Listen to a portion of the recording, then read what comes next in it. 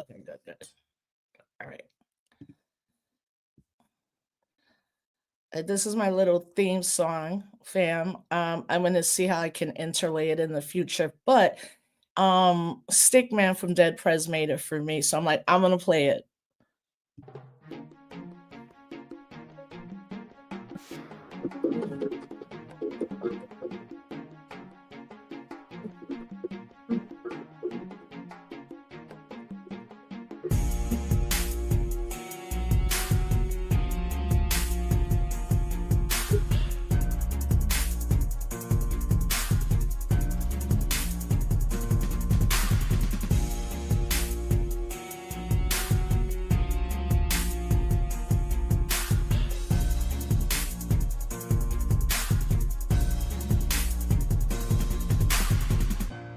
They don't want you to know the truth. And moreover, they definitely don't want you to know the truth. Was I gotta turn it off? At the end of that, who y'all heard on Instagram and here, that's my, well, she was my younger niece. Now she is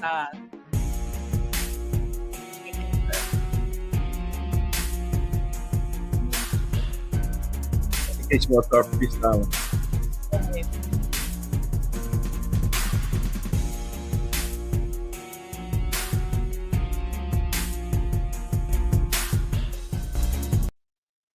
Okay, we paused it. Okay, now I'm gonna start again. So if you heard the theme music at the end, that's my niece Raina when she was younger. I love it because they really don't want us. They don't want to talk about what's going on. Every day's a shit show. It's only been 30 days. I feel like it's been 20 years. I don't know. But I'm so happy that my numbers keep growing. So first and foremost, always thank you to my sponsor, Cooperation Jackson, both for Disrupt Chaos. Y después aquí, Can't Stand on Blackness, right? I've been wanting to do a show really focused on Afro Black Latinx, identity, culture, and politics, you know, and that's why I have like my comrade, like anytime I want to go deep and like truly see it from a different lens or a racial construct, I'll call Hiram and be like, what are we supposed to do about this? And we both, for our political homes, are the Malcolm X grassroots movement, you know, so that's important, at least for me to say that's who raised me to be a movement person, my comrades, all of them in Malcolm X grassroots movement. Yeah, so thank you. Keep watching it, keep sharing. You know, and I have a bunch of things I want to kick it with Hiram, but Hiram, just a couple of things you want the audience to know, and also your organization. Yeah, thank you for the invite, Rosa. Always love talking to you. So for those who don't know me, my name is Hiram Rivera.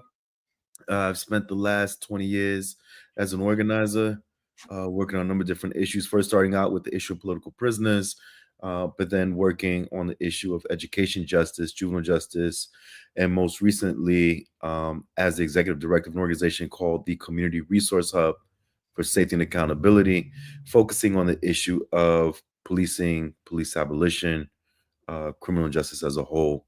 And also the founder of our George Jackson Organizing School. And like you said, longtime member of the Malcolm X grassroots movement, and a bunch of different other organizations. And currently residing here in the city of Philadelphia. Raised in New Haven, Connecticut, but here in Philly now. So yeah, like you were in the two cities for Boricuas after New York and Chicago. And now, I mean, I know you know, but Pennsylvania has the highest rate, almost the highest rate of Puerto Ricans, the state, which is why, like, you heard about us a couple of times. But, and when I mean us, I mean Puerto Rico, because apparently we don't fit into any politics, no geopolitical map. And when I say that is, first and foremost, folks, you got to understand, Puerto Ricans were born as American citizens, right? So Latin America, or even, well, it's always Latin American studies, they do not include us geopolitically, right? Which I don't have a problem with. I'm like, because we're dope and we're in the Caribbean, so that's on y'all. And part of it is too in academia. Latin America also doesn't deal with race. Very good at working class people and labor, given the dictators and the overthrows in so many governments, but it's always like Puerto Rico's a stepchild, as opposed to like the reason y'all even doing that is because we were doing that from the giddy up before 1898. So I'm so happy to have you on. I wanted to ask you first and foremost, when you were growing up, did you know like phenotypically skin color was different, or it was like, at least for me, just that's a fam? Yeah. So like I said, I grew up in New Haven, Connecticut. I grew up in the hill section of New Haven. So folks who don't know anything about Connecticut, which most people don't, New Haven is the home of Yale University. So it's primarily known for where Yale is at and known for our pizza. Neither of those two things represent the hood, right? And the majority of folks in New Haven. And so I grew up in a mixed neighborhood. All the neighborhoods I grew up in New Haven were mixed, Black and Puerto Rican predominantly. And so, color wise, sure, right? We knew, like, very aware of our color in relationship to other folks. There weren't white kids who lived there, but they were white skinned Puerto Ricans. And even on my family, right? As Puerto Ricans, my mother's dark skin, my father obviously is white skin, and the family kind of splits up in that sort of way with all kinds of shades in between. In terms of understanding Blackness growing up, didn't really think about it, right? We kind of grew up together. We all were in each other's homes. When I say us, I'm talking about, right, African American kids, Puerto Rican kids, which is kind of all we had back in the 80s in New Haven. Right. And so we just grew up together, and it never became a thing. There were always like, there'd be some jokes every once in a while about like Goya bean this or mira, or kids trying to speak Spanish, but it was never like taken as a diss worth fighting over, right? We were like, Hostile. It wasn't yeah, hostile. it was family, and so you didn't think about it. We're all like breaking together. We're all like beatboxing Right. kind of stuff together. So it was something that never really got spoken about. And as a kid, you're also not able to pick up on just certain anti-Black things that exist culturally, right? Because it's wrapped in culture, it's wrapped in sort of like nationalism stuff. Especially if you're talking about hair texture and that sort of thing, right? I didn't become conscious of my Blackness until I moved when I was 14 years old. My family moved us out of New Haven, Connecticut, into a Connecticut suburb, so we can go to high school with the white folks, right? Because the suburb, it was safe, the education was better, right? Everything was so much better than New Haven. But also a big part of that was I started high school in 1990. The Latin Kings had taken over Connecticut in terms of like gang stuff. And so it felt like damn near every Puerto Rican was a Latin king. Mhm. Violence was just incredible. And so our parents didn't want us becoming Latin kings, which I don't think we were on track to do so, but they didn't want us around that and moved us out to the burbs. That is when I became conscious of a difference. And so, one, when you get out to the suburbs and you're around like nothing but suburban white kids, it is a completely different world. The slang is different. What they think is cool is different. The music they listen to is different. Their worldview. I mean, it was literally like 15 minutes away from New Haven. You entered a completely different world that we didn't understand. And I knew it was a problem when first day of school, my brother and I, we lay out our outfits. It was August, so we had the starter outfits. It was the pinstripe baseball short set that you see in the summertime video from Will Smith, right? And our Patrick Ewing sneakers. I mean, it was tough, right? It was like killing the first day. And we walk in and we walked into the cafeteria where all the students were at, and the whole school just kind of stopped and stared at us. And they're just in there in like these dingy clothes, hemp hoodies, some Birkenstocks. We looking at them like, what the fuck? They looking at us like, what the fuck? And that's when it started. And so to wrap up this long story, as you can expect, going into that school, we were faced with a lot of direct and indirect racism, right? So being called niggas, being called coons, being called monkeys, being called all, I mean, words I had never heard of, right? The indirect racism that was coming from the administration themselves. And so, they would say there was a group of us who were students of color, so blended Black, Latino, Filipino, or whatever, that we became friends throughout high school, and they would invent rules that said we couldn't hang out in groups larger than two, because we made the teachers nervous. And we Wait, made the what do you mean students. the school was more white? What did it mean? Like you guys and the black people? Yeah, so there Like, was a small group. There was maybe like total. So what you had was the ABC program, a Better Chance program from New York City, that takes uh-huh. academically like astute students and sends them to schools in suburbs in New York and in Connecticut and Jersey. And so we had some of those students in our school, and then we had just some other students who were like Indian or Asian or whatever. But grand total in my high school class, non-white students was about 5 of us. In the school total, maybe 10. My graduating class was close to 1,000 students. So you have about 4,000 students in school, maybe 10 are students of color. And so the school administration, the principal had said that we were not allowed to hang out on free period or in the cafeteria in groups larger than 2 because we made the teachers and we made the students nervous. Now we did it anyway, right? But that was just where we started to pick up on that. So what happens? This is 1991. I start high school. 1992, Malcolm X, the movie, comes out.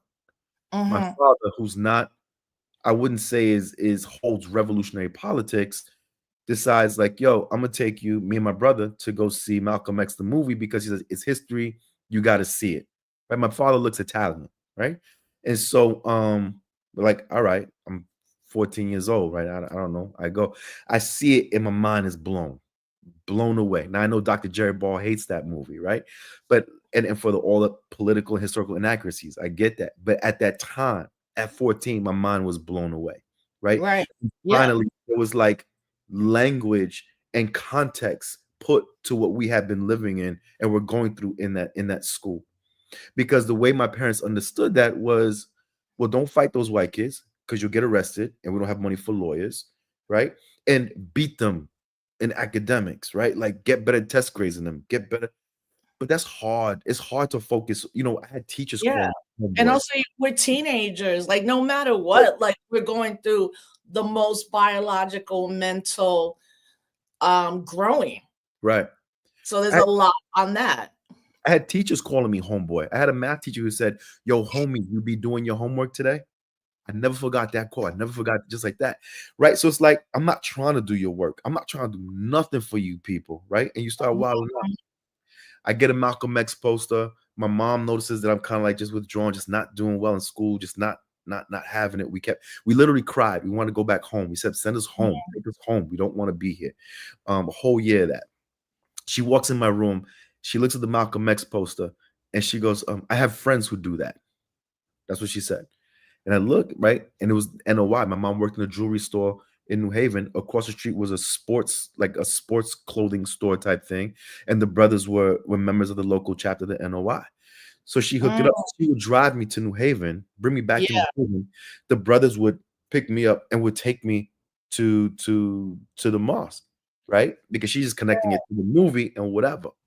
I talked to Minister Muhammad was his name. And that first day we're talking, and I said, Minister, I'm dealing with this thing. I was like, I go to school, they're calling me nigger, they're calling me jigger, they're calling me all these things. But I'm Puerto Rican. I don't understand why they're saying that to me. Now, fuck them. I get what they're trying to do. So we have problems because you're trying to be racist, but I don't understand why they're using those slurs for me. Right? I'm Puerto Rican. And he looks at, he puts his hand on my shoulder, he looks at me and goes, brother, right? And then just broke it all the way down.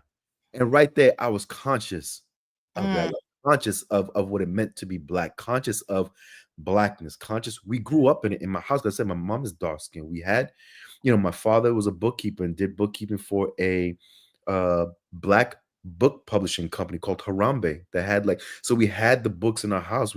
Right. But for me, there's Black and we come from Africans, but we're Puerto Rican, right? Understanding in a nationality kind of way. We're Puerto Rican. African American is something else. With family, because they're in my house. We live together. We, it's all love. And the minister broke that down on this, saying that it goes beyond nationality. And there's just so that day it was like, were you a senior, junior, or what? What grade were you in? I was a freshman. Oh, so you were 9th grade. Okay. I was like 14 by that time. It was like 14, 15. So going into my sophomore year. Because so right now, 92. So it's like, going to my sophomore year.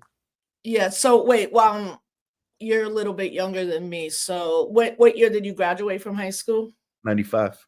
Okay, so this is right now, this is so fascinating because we've never gone deep about our families, because that was your experience was almost the same as mine with two differences, right? So born, raised, and not born, raised partly in the Bronx.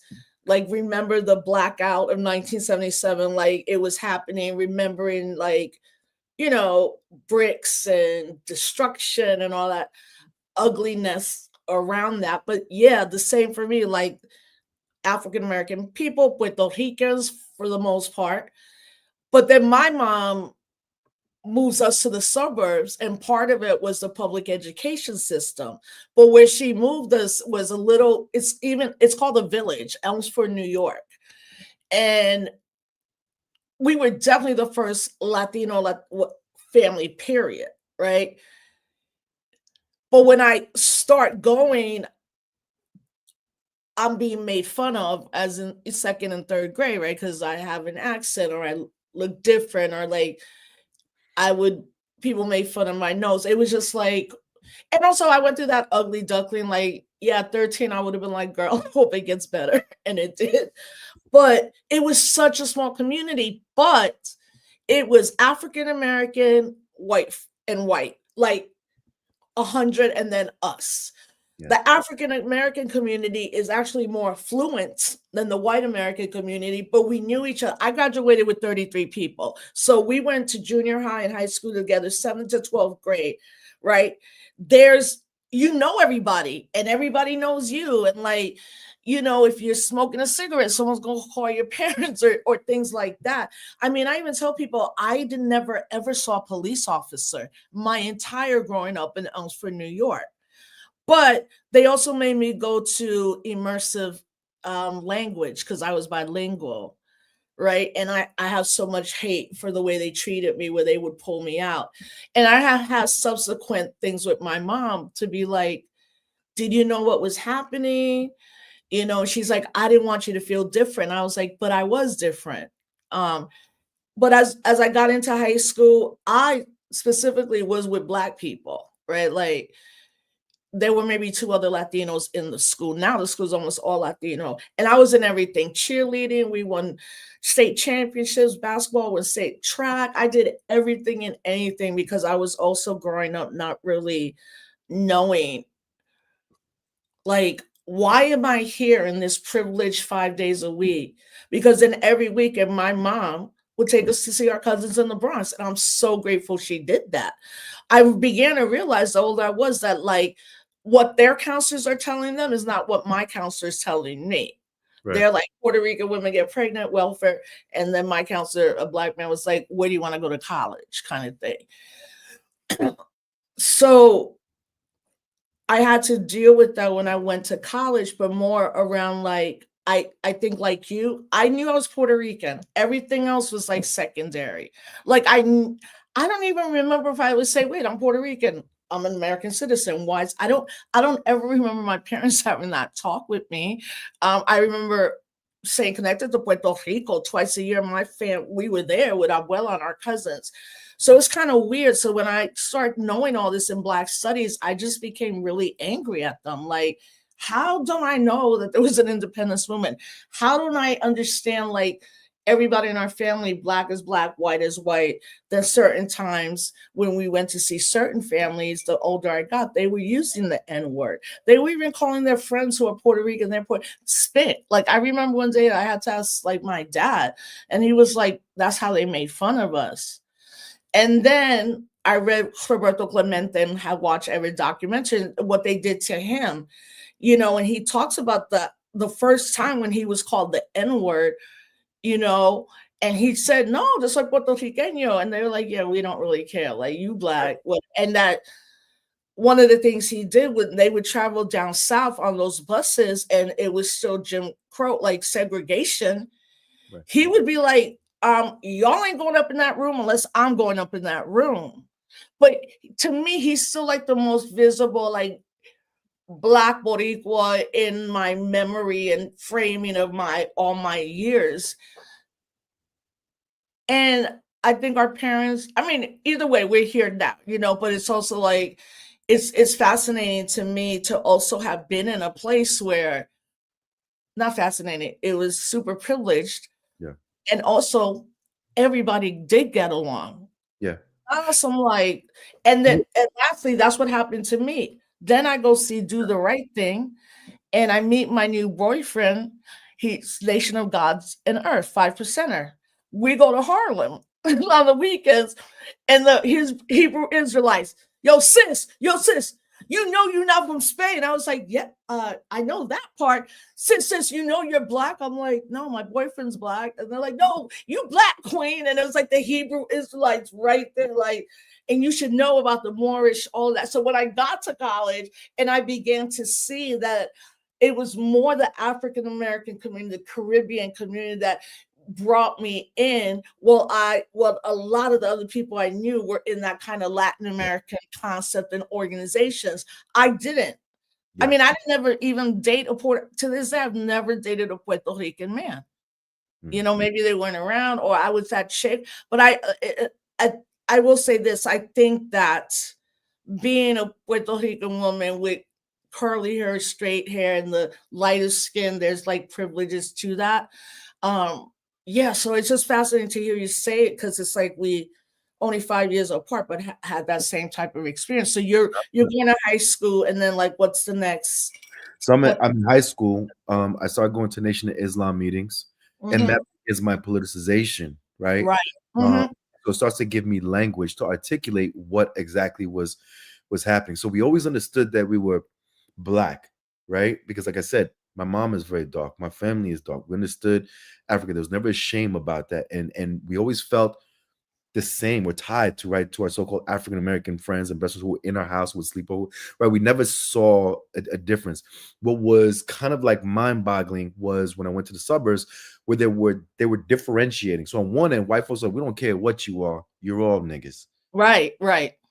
But they were still differentiating. There was a different which that never happened in New Haven, right? Which causes kind of like, well, what does that mean to be Puerto Rican, African American? Like, what does that mean, right?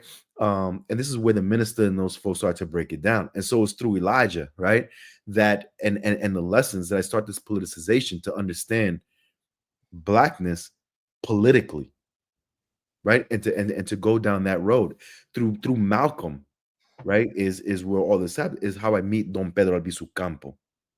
Through Malcolm and the NOI is how then I get connected to Puerto Rican radical politics. So by the time I'm a senior in high school, in my first year of college, 19, is when I started getting actively involved, right, in Puerto Rican political prisoner struggles and all those things. But by that point, I had started trying to read everything I could about the Black Panthers, about Malcolm, about Puerto Rico, about whatever. But that was coming through the guidance, right, of the NOI. And then when I left that for a number of different reasons. By the time I get to college, then I become a 5%er. Right. All of this wasn't smooth, right? All of this stuff wasn't rocking 100% with all the Puerto Ricans who I had on one side, be they family members or friends, because we're always coming back and forth to New Haven. And it also wasn't rocking 100% with those, right, who consist of so-called African Americans on the other side, right, who didn't see me as real black or authentic black because I was Puerto Rican. But what I was also understanding as I got older and through the sort of like self-education through Malcolm, right, and Don Pedro, and finding people like Arturo Schomburg and all these folks, was that my mom, even though my mom doesn't hold radical politics or revolutionary politics, my mom walks through this earth and always has as a black woman, as a dark-skinned black woman who moved from Santurce, Puerto Rico when she was about 7 years old, grew up in the Bronx, right, her whole life or whatever, but moved through life as a black woman. And so the lessons she would teach us came through the lens of a black woman. And so even when we're in this suburb, right, by the time we get there, my mom is giving us having to talk with us. Don't look at police directly in their eyes because they'll kill you. Don't run away from the police because this is 1992, because they'll kill you. Don't, talk back to the police because they'll kill you.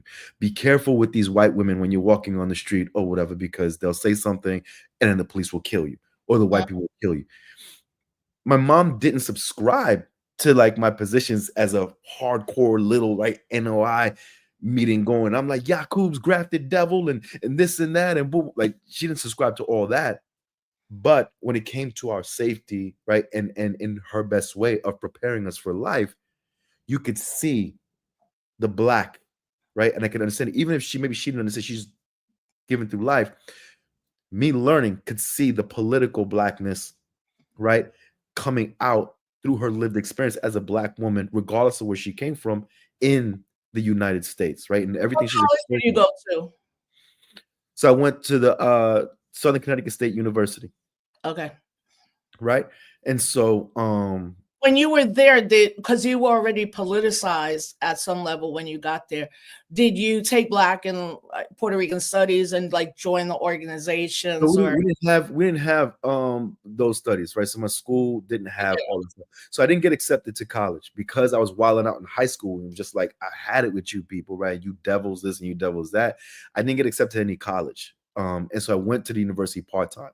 At the time, the university didn't have those programs. So we had like a organization of Latin American students. We had a BSU, but we didn't have those types of classes in my university. So a lot of the stuff that I was learning was coming by way of political prisoner work, being able Yeah. to meet movement veterans, being able to meet former Panthers or Puerto Rican, right? Puerto Rican veterans.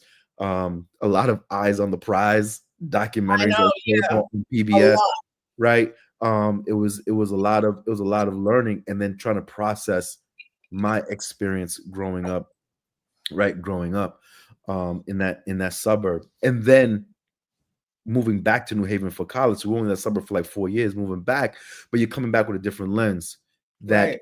15 minutes up at I-95 exists a completely different world where my school wasn't underfunded, where the lunches were good, where we had brand new books, where there Yep. was like teachers and you know what I'm saying? Like it was a completely different world, just 15 minutes away from where I was growing up, right? Mine is 18 miles away. So from Elsford, New York to the Bronx, Westchester Avenue, to this day, my dad still has his business over almost about to be 60 years.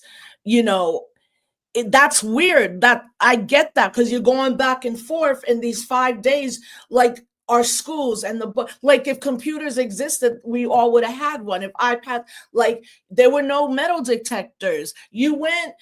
My freaking one of my trips was to Spain, Portugal, Morocco in high school. Yeah. So we probably had that same kind of that public education where now it would be seen as like private and then negotiating everything else, right? Mm-hmm. Yeah. And so it starts from there. And then once you get to college and you start reading other folks, and you start reading Fanon and you start reading, right, and being introduced to all these other things, then I start to understand, right, that for a big piece, if we put the culture stuff to the side, right, and all of those roots, I'm black because the state says I'm black. Mm-hmm. I'm black because I suffer the consequences for not being white in a settler country, right? And this is for none. I am rich because I'm white. I Yep. am white because I am rich, right? And that colonization.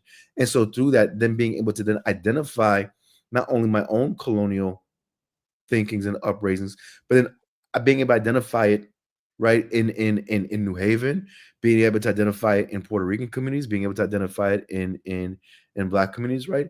And going through that process.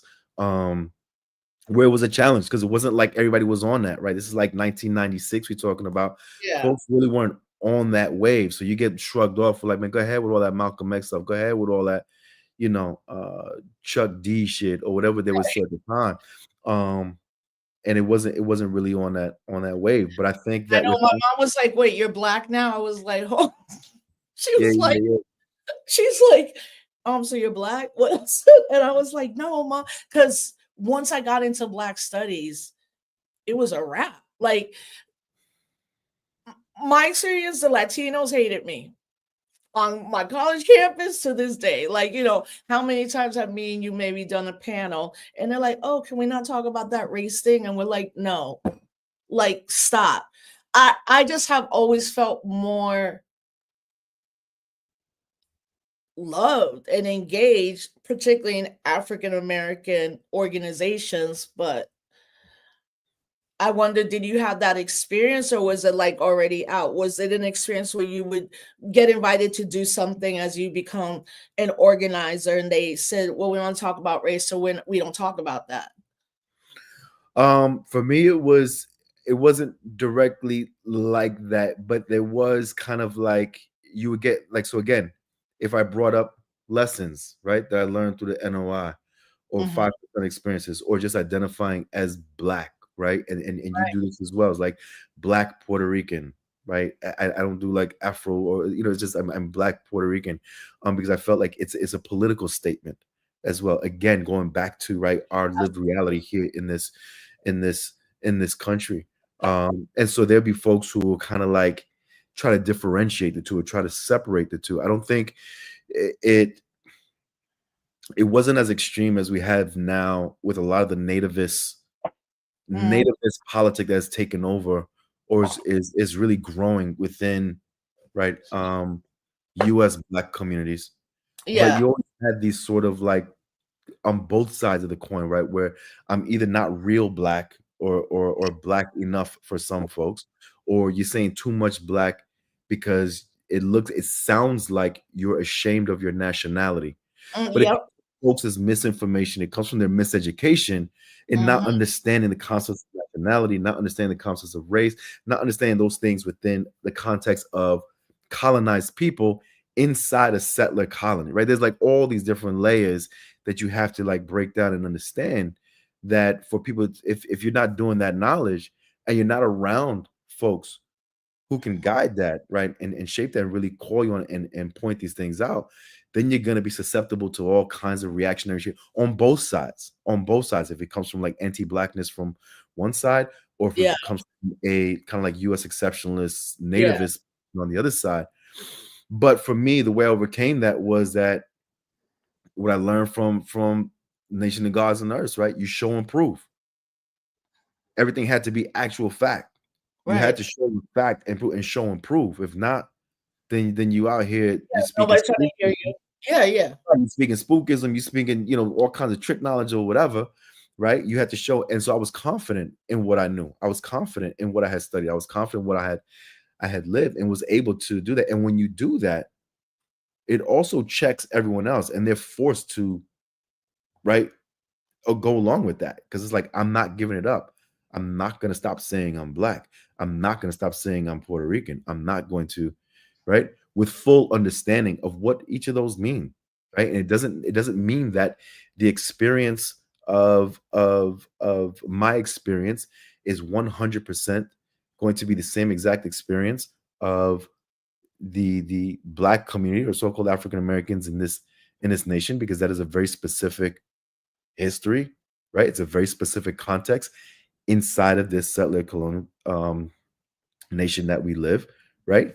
I also understand that my experience, my lived experience, isn't going to be that of like Puerto Ricans on the islands versus those of us here, right? But that also that my experience is going to be different from white skinned Puerto Yeah. Ricans who couldn't understand, who could only understand things in concepts of nationality, but not race, because they never had to suffer the consequences, Consequences of right? the, yeah. And they didn't have to bear the weight of carrying that black crown that you carry on your skin in this racist white Mm, settler country, right? And so understood that I live in a very particular dynamic that requires me to understand probably better than most and to research probably better than most, right? All of these different dynamics to be able to navigate, but not just navigate, connect the dots for those for whom the dots aren't connected.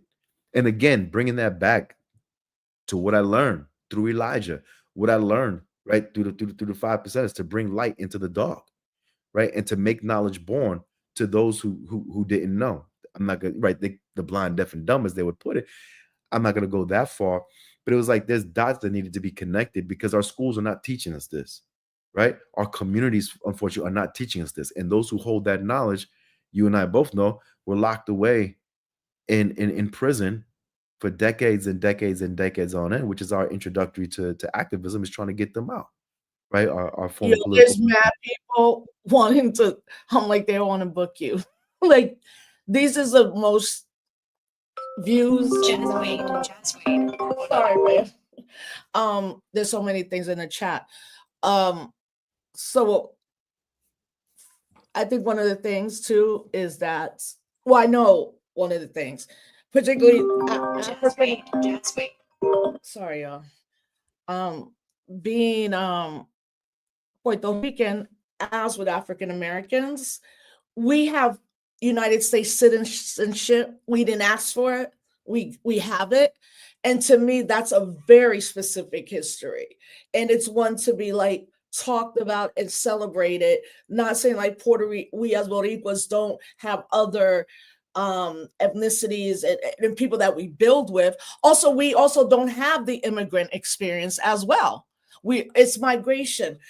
And for me, I think in hearing you say this, it's then, as you said, it's the politic now. It's not just because all of a sudden you're like, oh, I'm Black now. Well, what does that mean? So in saying that, I'm just gonna say, so you're getting mad shout outs. Peace, Hiram. All right, you're good. Yep.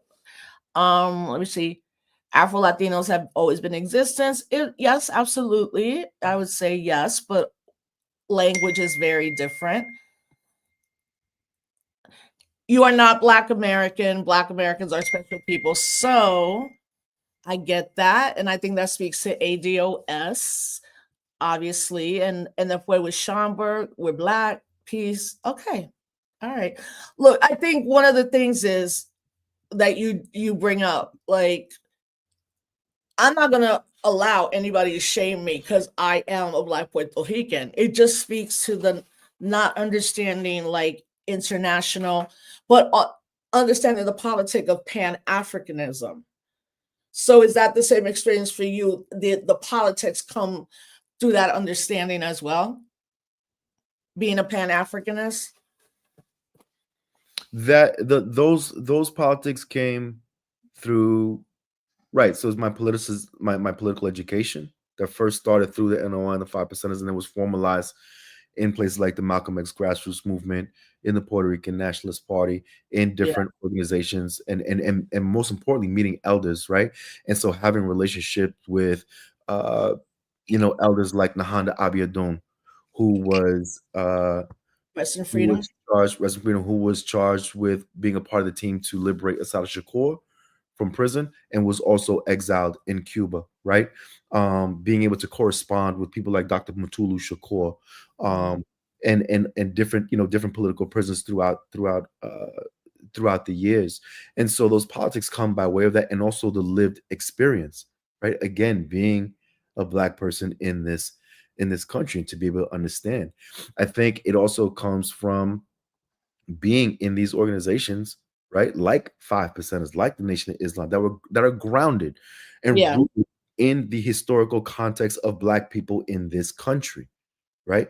Which has to be understood and respected, right? I think part of the nativist stuff that you have with the ADOS or the FBAs and that sort of thing, it's not anything new. That's always existed. As there's been Black people in this country, that phenomena has always existed, right?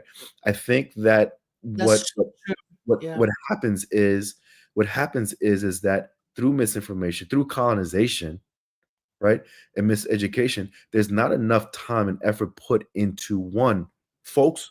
And when I say folks, I'm talking about newly arrived folks into the country, or folks from other parts of the African diaspora, doing the knowledge to the history of Black people in this country and what that meant, right, and what that means, both economically and politically. And this is where the Marxism comes in, right? And this is why I said it goes back to Fanon, right? I am Black because I'm not white, right? I'm rich because I'm white. I'm rich. That whole thing, right? Understanding what it means, what it's meant to be Black in this country, what it means to be Black in this country, what that means for U.S. empire, for the growth of U.S. capitalism, for the growth of U.S. wealth, right? That has created the conditions that we see today. And respecting that and understanding it. And on the flip side, understanding that that's just one side of the coin. That thing is happening in the U.S. as colonies, right? So while it's a lot of cotton and tobacco over here, it's sugar and tobacco over there. That same thing is happening over there, at the hands of the same white people for the same benefit, right? In the same way you use race and gender and all these right class divisions to divide folks to keep you away from uniting against the actual enemies of the people who are the sitting ruling class, we end up being pigeonholed into and falling susceptible to the trick Yep. knowledge and the bullshit that is spit to us that's meant to divide us as opposed to right highlight those things that do unite us. Are there going to be So differences? Of course, Hiram, there's I want you to keep going. I'm just gonna let people know I'm gonna put up some slides. So um the first one y'all are seeing is by Stephen Biko, South African apartheid leader, created the ANC but went more radical, which is why he was assassinated. But he says being Black is not a matter of pigmentation, but being Black is a reflection of a mental attitude. And the thing is, you were also learning history, Yeah. right? And not only American, but I would say Puerto Rican history and finding out things, and then our political prisoners. And I'm glad you even mentioned the Nation of Islam, because when I was being attacked as a student leader in the being president of the Black Student Union, but then went hard against the Zionists and just like physically got attacked, and what someone broke into my crib, right? Like it was the Nation of Islam here, Minister Muhammad, who was like, "Oh, that won't happen again." I'm glad you bring that up, because I think a lot of younger people that are watching, if they even know the NOI, if they even have Nation of Islam, if they know the name of Louis Farrakhan, most of it will be negative. And there's things to say about the Nation of Islam. There's also real concrete things to say that many African American Latino men in prisons, some of them convert to religion and some of them convert to Malcolm X. Right. You know? Right. I mean, with all its contradictions, right, and looking at this quote by Steve Biko, Yeah, for me, it's Black is a politic. Again, absolutely. these are political classifications, right?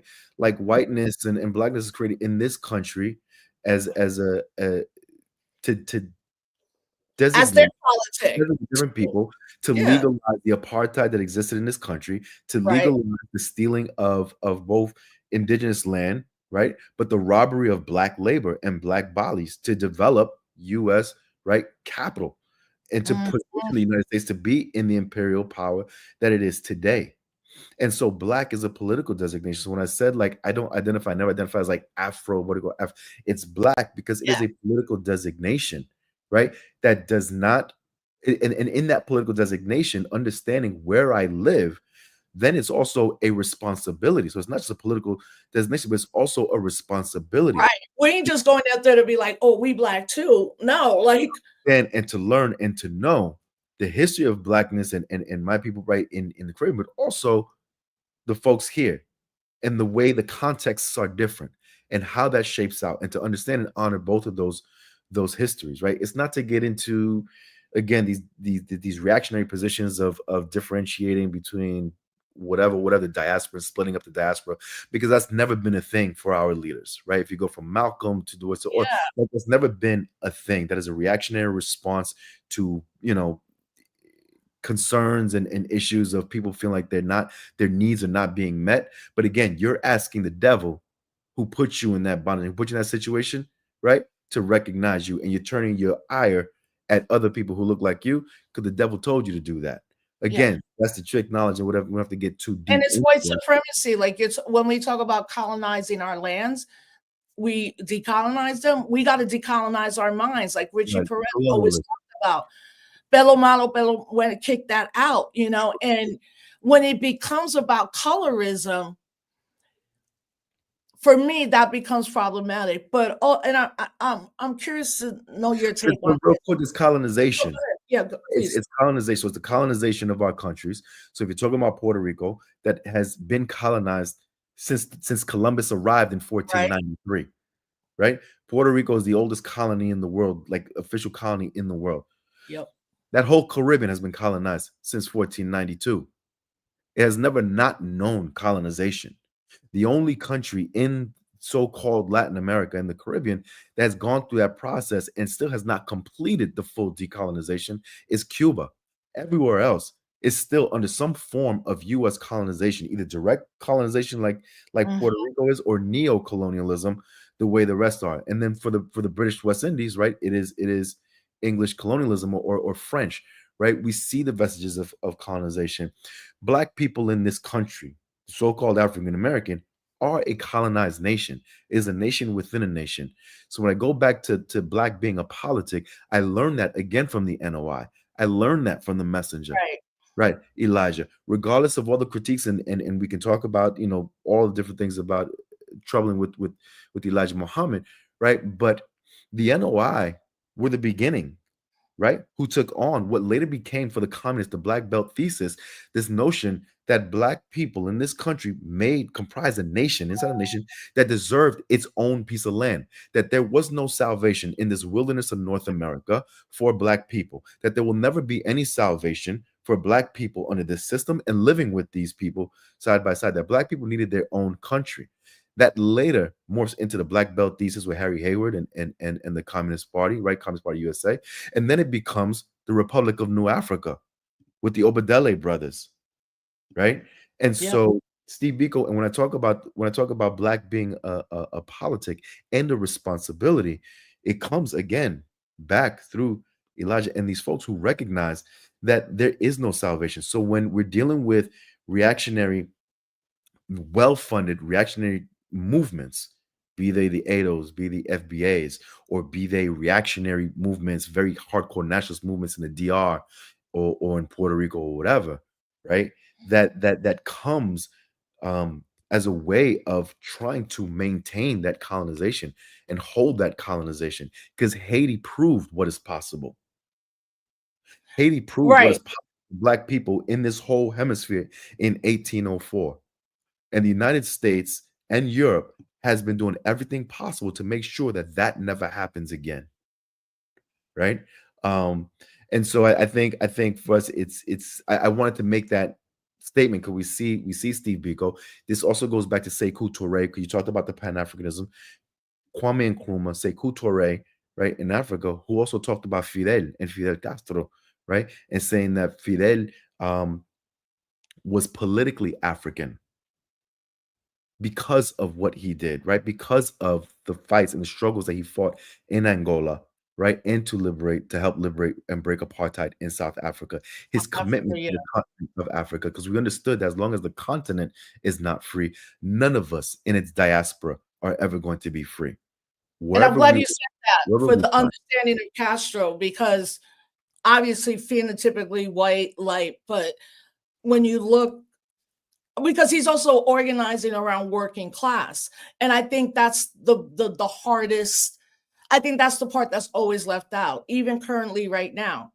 Like, we have to understand what working class means. We have to understand Marxism, capitalism, even seeing this moment right now, right? It's about hyper capitalism. It's not about humanity. So they're going to do whatever to do that. And that includes, there's a reason they want to come down on historians. I spent my whole life being a historian, and there's a reason why they want to erase everything, because they want to erase us and just make us workers or laborers without ever being people or cultures, nationality, being free, having humanity, water, food. They want that for us. And I think people better really right now take this very seriously, right. especially seeing what we're seeing in Puerto Rico, Hiram, and a younger Boricua diaspora. I am, so happy to see younger folks being like, wait a minute, yo soy Black Boricua. I grew up in Louisa. I'm not going to hide it anymore. I'm not going to hide A, B, C, D, E, F. Because I know that when me and you were in the crux of it, it wasn't always easy. But we have an incredible understanding of, again, Pan-Africanism, the politics, but also how this nation, this country treats its own citizens, i.e. African American and Puerto Ricans. Yeah. Yeah. No, I mean, it's become real popular, a lot more popular. I'm gonna say more popular now to identify as like Afro, Latino, Black, whatever mix of the words and letters you put together, right? Than it was before. But sometimes it gets a little too loosey goosey for me with that too, right? And so when I say Black, and when I'm talking about those of us who read as Black, who are seen as Black, right? Yes. Not those who feel Black in your soul and through heritage and whatever. That's beautiful. You should hold on to that and honor that as well, and use that to see yourself in other people. But you have to understand where we live. Being seen and read as Black comes with consequences. And so if your daily experiences are not those of someone who is read and is seen as Black and therefore having to suffer the consequences of that, right? Then you need to acknowledge that when you're running around identifying as like, I'm Afro this, I'm Afro that as well, right? Because like I said, it becomes a responsibility not to just say it and be like, cool and whatever, right? But then what are we going to do about that? There are just, and what I and this, what are we gonna do about that? I think is for everyone. And so when folks are talking about communities, Black communities, right? And there is no Black community. I always understand it as a Black nation. You're talking about, if you're talking about just so-called African Americans, right? Yeah. Black people in this country, but US born Black folks. You're talking about 46 million people. That's not a community, that's a nation. Alone, it would make up the 33rd largest country in the world. Wait, what would make up say it So again? what we understand is the Black community, right? The Okay. African American community is not a community, it's a nation of Right, about right. 46 million people. There are more Black people in this country than there are people total in Canada, Mm, right? That is power. that's some knowledge you just That is dropped. that is power. I'm not talking about economic power. I'm talking about the day that if just that group of people alone, and you saw it through the civil rights movement, you've seen it through the abolition of slavery, you've seen it in these moments in US history, what that means, that when Black people are able to wield that power politically in this country and shift, you see it post reconstruct, right, during reconstruction, you see it, all that, what that does, and then ends up benefiting everybody in the country, right? And kind of like lifting all the boats. The United States does not want that ever to happen again, or even come close to what we were experiencing in the 60s and 70s. Because when you had the Panthers, when you had these Black radical movements and revolutionary organizations, right, aligning themselves with other colonized nations in the country, but playing the position of the vanguard, but not telling folks, you not us, and you'll never be us, and this and that, and doing that sort of like nativist FBA thing that is happening now. But instead, right, recognizing, understanding this is our history, this is our position, this is what it means to be Black in this country, being able to see ourselves in each other as kin while respecting the histories and the differences in the context and the circumstances that we did the time to study and learn, so that you don't disrespect, right? And you find your lane. Man, that sent a shockwave through the country. Right. We have been in a counter-revolutionary moment since then. Since then, They yeah. killed our leaders, they imprisoned them, they went all out. The mass incarceration in the 80s boom, the crack and the cocaine and the heroin and all that, right? The US has been really, really fighting to the, and as the United States and US capitalism is in decline now, it is again really important that it is able to control its Black population in one way or another through misinformation, through, again, these reactionary forces like the ADOs and the FBAs, through that, because it is them who history has proven in this country hold the potential, right, to kick off revolution in this country. And not Right. just an anti-capitalist socialist revolution in this country, the detonators of revolution that then would set it off across the entire hemisphere.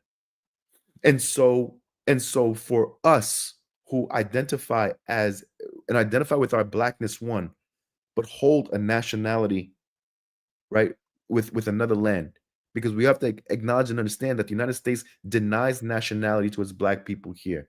And oftentimes there is a misunderstanding between those of us who are so-called Latinos and folks who are so-called African Americans, when it's like the jokes about me no Black, I'm Dominican, I'm not Black, I'm right, where people are confusing race with nationality. One is right, and you don't understand, because race is not spoken, like you said, race is not spoken of in our nations, Yeah. our communities, right? We are sold the myth of Vasconcelos and those folks of the grand family, right? La Gran Familia, the cosmic family, that we're this beautiful mixture of indigenous and African and European. Yeah. Yeah. That So I call it the 1/3 theory. I'm like, don't right, even like, I'm but like, that you have no clue when you say that ridiculousness. But also, you're right. As much as we've seen, particularly a new generation, claim their blackness, for the most part, I find it to be a brand or marketing, right? Like we it's not that we've been doing the work, this is who we are. So that whole kind of now, like the same thing with indigenous people, they're like in vogue and then not, and it's like, oh, I'm black. I'm like, dude, are you really like, and not taking it as phenotype. And we like an example of that is Richie Torres, blacker than black, congressional representative from the Bronx. That's a horrible human being. He hates queer people, and he's queer. He has the trans. He's not trans, but gay. He has said some awful things.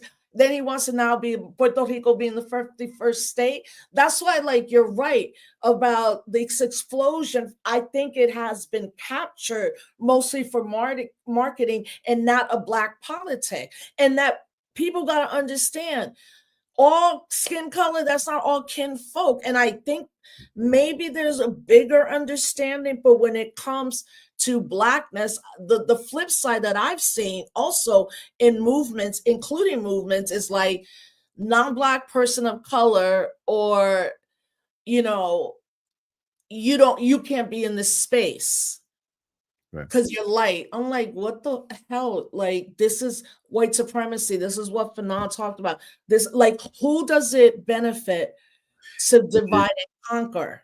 It is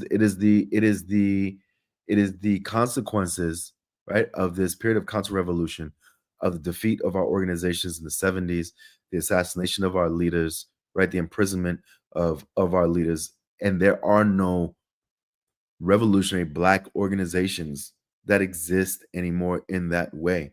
And so there has been an ideological and theoretical vacuum that has Mm, existed for a long time, has been filled with liberal nonsense that is coming out of academia that breaks it down into all these different, different things, but has nothing to do with the actual material conditions of everyday poor and working people, right? It can only speak in the abstract of all these other sort of things, but doesn't deal with the actual material realities of everyday people, right, in our communities. And so it is why a tiny niche group of individuals who hold on to this nativist position, like the ADOs and the FBAs, can have so much of a platform. They don't represent everybody else, but it's also why so many people in our own communities can still hold on to backward thinking, backward cultural practices around hair colors, or this notion that we somehow have surpassed race because we are this beautiful amalgamation yeah. and mixture of these three people, right? Is because there is a vacuum ideologically and politically and theoretically that comes as a result of the defeat and the destruction of our organizations back in the 70s and 80s. We need to rebuild Wait, those so do you think, Hiram, like in Puerto Rico, because now we're seeing definitely a young generation like out proud, supported Black Lives Matter, La Feminista Colectiva, like all these incredible organizations. Do you think that politic is missing, particularly on the island around it, and those that are in political organizations? Do you think the politic is still not as maybe radical or revolutionary it should I be? think what has happened in Puerto Rico is what you see is non-profitization of the movement, right? And so post Maria, when everything was wiped away, what you ended up having was a lot of influx of philanthropic dollars that props up different Mm, organizations based off different things, right? But because you are coming out of philanthropy led, right, process and struggles, then everything becomes siloed. Because what philanthropy does through its grants is it silos everything as if all of our issues are in it. So the issues with public schools has nothing to do with your issue of public housing. Your housing has nothing to do with the fights around Medicare. Medicare has nothing to do with the issues of incarceration. And so you fight all these things in silos, independent of each other, when we as poor working people, Black, brown, yellow people in this country understand that we experience all of those things at the same time. Right? The same Yeah. way that we experience and depending on who we are, right, experience race, class, and gender oppression all at the same time. Right. And so what has happened is that what is lost again is the ideology and a theory. And so these groups oftentimes don't speak of capitalism in a way that is articulating an assessment, a material assessment of capital, right? How it's impacting the conjunction, the current collection of crises in the moment, right? And then articulating a way out by way of using what all of our leaders from Fanon, Malcolm to Cabral to everybody, right? The Marxist method, dialectical historical materialism, to be able to identify who are all the forces economically, socially, and politically who are creating the crisis, impacting us and enslaving us today. We instead hop on these things around identity, around like phenotypes, around that sort of thing, which must be fought. We have to fight anti-Blackness in our communities as we struggle for a free Puerto Rico.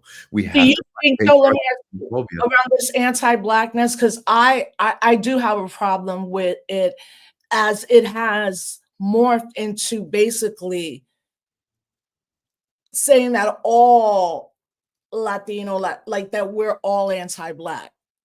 I mean, I have a serious criticism of that. I know that we're not, but it goes back to what you just said too around like the nonprofits and academia, right? So it's like, whose purpose is that to say all 65, 70 million of us are anti-Black? The whole world's anti-Black, but Exactly. also where's the policy? Like Puerto Ricans, Dominicans, we don't have policy positions or things being like, we're all anti-Black.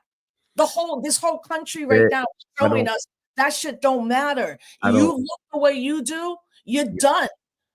I don't waste time with that, right? Okay. Folks who Yeah, speak in absolutes, like, right? like, I don't waste time with that because I know because on the flip side we hear all the same thing too, right? That all Black people, blah blah blah blah blah blah blah, right? right. And all whatever. I spent my whole life. I told you, I came in through the Nation of Islam. I was a 5%er, right? My friends, my family, everything. I have been around Black people, African American, my whole entire life, right? From politically, socially, culturally, romantically, everything. I Mm, know for a fact through lived experience that that is not true. That every single blah blah blah blah blah blah blah blah blah, right? So if you're telling me that every single one means that you have never met, you're not around, right? And so I don't care what you have to say because it's not factually true. You right. can't still improve that. Again, going back to my lessons through Elijah and the 5%ers, you can't show and prove that to be true, right? But history has shown us the opposite. Right. History has shown us the opposite, and vice versa. And so I don't waste time with that. Again, when we're talking about the movements, we're talking about what is now, right? We need to build revolutionary organizations that are able to teach young people and older people, like everybody, how to be able to assess, make accurate assessments of the current moment that we're living in, to be able to identify what are the economic, the social, the political forces that are impacting our material realities today, right? To put that in its historical context, to then show us the way forward, right? And through that is when we can then articulate to the people why they're in the material right positions that they're in. Then we can start connecting the dots because you can't go to the hood, any hood, talking just a whole bunch of revolutionary stuff when Yeah. people are trying to like feed their You're like, family. They're right. trying to Or let's go like switch it. the Pew research has shown that like 94% of our people Well, don't even know what right, Latinx is, and but that's what you said. It immediately gets hijacked, right? So that it was Afro Latinidad, which was not Afro at all. And then like all these forces in academia, but what you're speaking to, okay, fam, okay. I'm supposed to wrap up. I don't want to keep Hiram too much longer, but I will say this is the most watched show. Everybody's showing you mad love. FBA and ADOS folks. I know, I get it. That's your thing. It's I cool. It's that all one love. I can't even deal with, honestly. Like, but I think the lesson you're I agree with you, but those are very small pockets of mindset. We try to lift y'all up. It's okay. Okay, but thank you everybody One thing for I want to say with all of this, right, is what's needed to go back to organizations PR, but also organizations here in this country, is that we yeah, got to get back to deep organizing. yeah, We have to get absolutely back to talking to the people and right. being among the people, right? And it is through that process of working with, this is what the Panthers taught, this is what Malcolm taught, this is what Ella taught, this is what Richie Perez taught, this is what the Lords taught, right? Is that you have to be among the people, hear from them what they are struggling with, what they're dealing with, then be able to connect the dots for them to show them who are the institutions, who are the people, what are the systems that are impacting that. Yeah, that's on Then us. Yeah. raise their revolutionary consciousness. This is George Jackson, right? To help raise their revolutionary consciousness, to then be able to prepare them to step into that role. The revolution is going to come right now. We have to do that work of getting in there and not just talking to the people, but talking to the people who don't think like us, talking to the people who don't agree with us, talking to the people who may have been fed generations of anti-Marxism, who have been fed all kinds of misinformation, right? And do that patient work with our people, not throwing them away because they don't have the perfect politics, not throwing them away because they don't have the perfect language, but doing that work to address their material conditions, fight for what is rightfully ours, right? This, and raise that level so that ultimately we can do the work that has to be done, which is tear down this Babylon, right? And destroy it once and for all to lift the chains off the rest of the world. I'm glad, because I think that everybody wants you to come on again, which it will happen. Thank you, everybody. Just answer your question real quick. Look, I think where we're at now, I find that I'm not going to spend my time in those time spaces. Like, I don't have time to explain to y'all.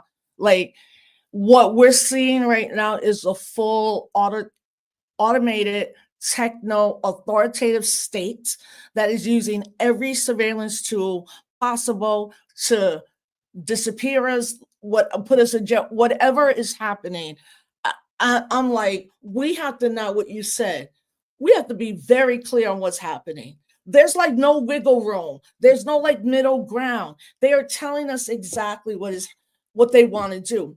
I think though the class analysis is what's missing in Latinos born in this country, because I know personally, I never heard of anything until even maybe really understood capitalism, and racial capitalism and all that, till I became a grad student, really like, okay, because there was a speaker on Democracy Now! Today, a labor organizer, and he, for me, the way he framed it was beautiful. He was like, we understand that us losing our jobs and then losing our jobs to the federal government, which many people know are good jobs and retirement and pension.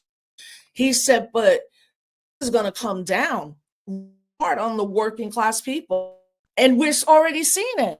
People can't apply for WIC. People's SNAP benefits come down. They're telling people you're not going to get your Social Security. Like, this is a full billionaire attack us and take like, what are we going to do when they stop giving meals and our titis and their Social Security? How are people going to themselves? These are the things about that could lead to the counter revolution, right? Yeah. And it's organizing. And I know you don't want to be in those spaces or whatever, and that's fine. But we cannot, right?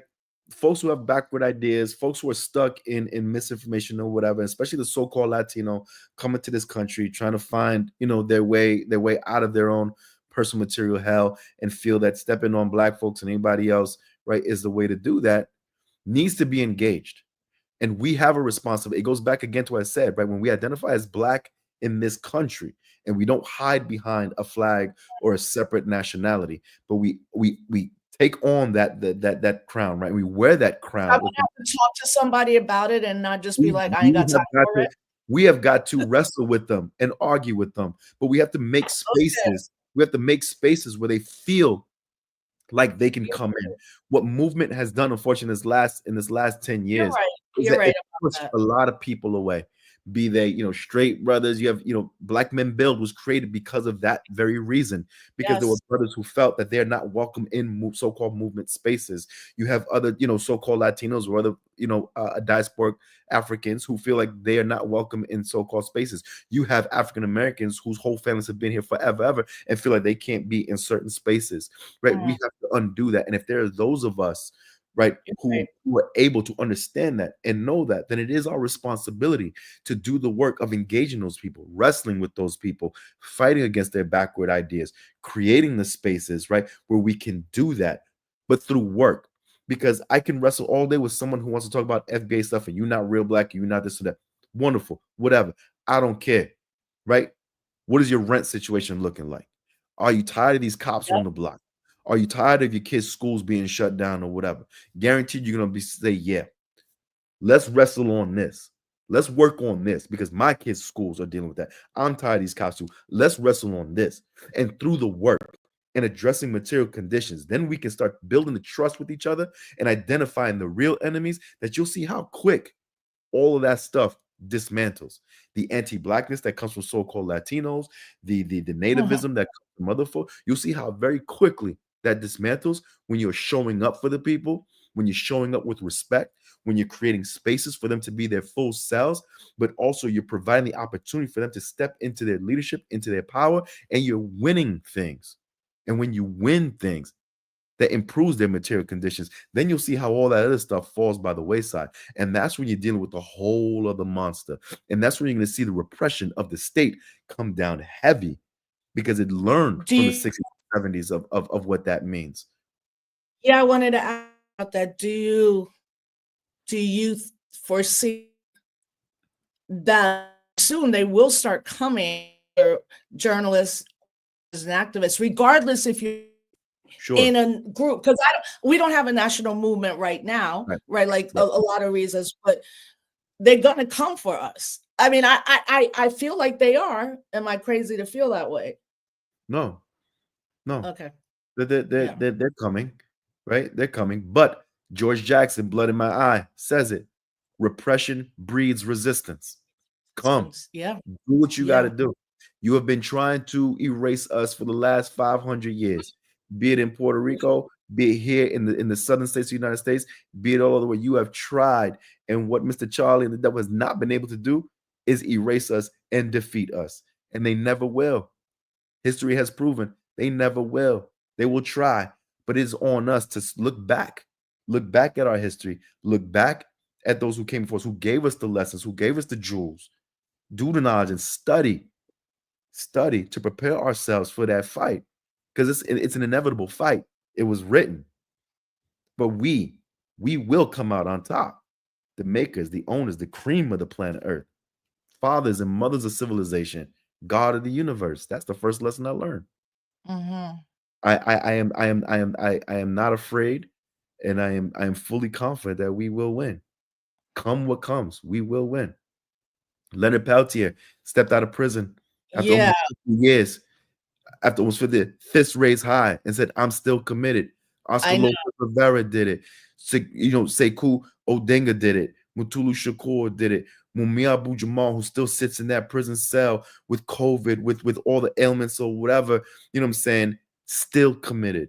Yeah. Jalil Muntakim, still commit, right? Like, He was here this morning around the issue of the correctional facilities where yeah, CEOs are doing a wild strike and they want to call in the National Guard. I'm glad you brought up the political prisoners and the movement, because, when they're free, people are like, even with Oscar, Obama freed him, even with Leonard, Biden freed him. No, no, no. The movement did that. yeah, And young people need to understand right. that things can take 10 or 20 or 30 years.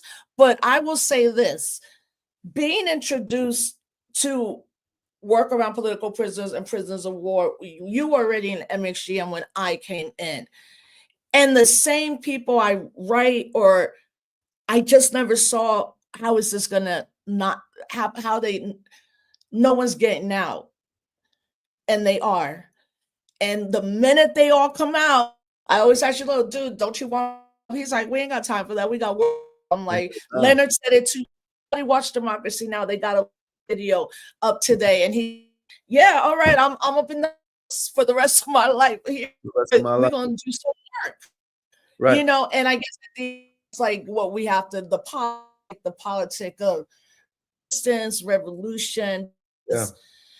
I mean, in 30 days. El Che Guevara said it, right? El Che Guevara said it that we have the honor, those of us in this country have the honor to be able to fight the beast in its own belly, right? That we're not in other countries, we are in the middle of it, and we have the honor to be able to fight this monster right here in the heart of the empire. And so it's on us to do that work, to get involved, especially our generation, this Generation X, that I think that has pulled away, especially from the Puerto Rico politics, but from a lot of politics, kind of like pulled away because of a lot of, and that's a whole other show as to why that is, right? And you've got a lot of young people who are trying to find something outside of the nonprofit-driven, right, work or whatever, but still need. And I think that there's a way that we can do that respectfully and get back in the fight. And like Leonard said, no matter how old you are, this is for the rest of your life. And so if you made that decision, like Chairman Fred said, right, if you asked to make that decision at the age of 20 and you say, I don't want to do it because I want to live a little bit longer, you dead already. Right. Yeah. And so we dare to struggle, we dare to win. And that's, that's our, and people, it's coming, like I think, I mean, at least this is the first time in our lifetimes we've seen this kind of gangster government, like for real. Like all the other presidents, yes, so there's something about this that, it obviously is trying to destroy all of us, regardless. It's just like slash and burn. We don't care about none of you. Y'all that voted for Trump, you ain't going to get your SSI. The madness, the chaos is that where the resistance actually grows better. But you have to be an organizer. You can't, like, social media is here, but it might not be here tomorrow. We don't know. And if it's not here tomorrow, are you comfortable walking on your block and talking to your neighbors? Because if you're not, that's what you allude to. That's the first level of the work. So, Hiram, first and foremost, thank you. I kept you so much longer. This is probably the most watched episode. You were getting all the high fives, claps, and I knew I had to bring you on because your mind is just sharp, and I think there's sometimes maybe when you're not in these spaces anymore for a minute, like it convoluted, you don't know how to see things right now, but I do. And that's why I wanted you to come on. Cause I was like, I needed to hear this. Like, you're right. I have to, it is my responsibility to do that, and get over, I guess, a little bit of my anger at the last 10 years, not for us, but some young people that did incredible work. And, that's another whole conversation we'll have. But with that said, again, I want to thank you so much. Just let folks know how they can follow you in your work. So one, thank you, Rosa, for having me on the show. Thank you for all the work you have done for as long as I've known you, and for years and years and years. And it is my absolute joy to be able to refer to you as Dr. Rosa Clemente, because I know all the work that you put in to doing that. And so Dr. Clemente, thank you so very much. You can find the organization, again, is Community Resource Hub. And so on the social media, it's at C Resource Hub, all one word. And that's where you can see like a lot of the work and a lot of videos and stuff like that. I'm not super active on social media like that. And so that one that's the easiest way to get a hold of me, or just contact Dr. Clemente and Dr. Clemente. I know people will I was like, yeah, he needs to do big speaking engagements. I know sometimes that's not your thing, but sometimes, people want to see you in mass. And also tomorrow, fam, unfortunately, tomorrow is always a sad day. That is the day where on the 21st, Malcolm X was assassinated in New York City.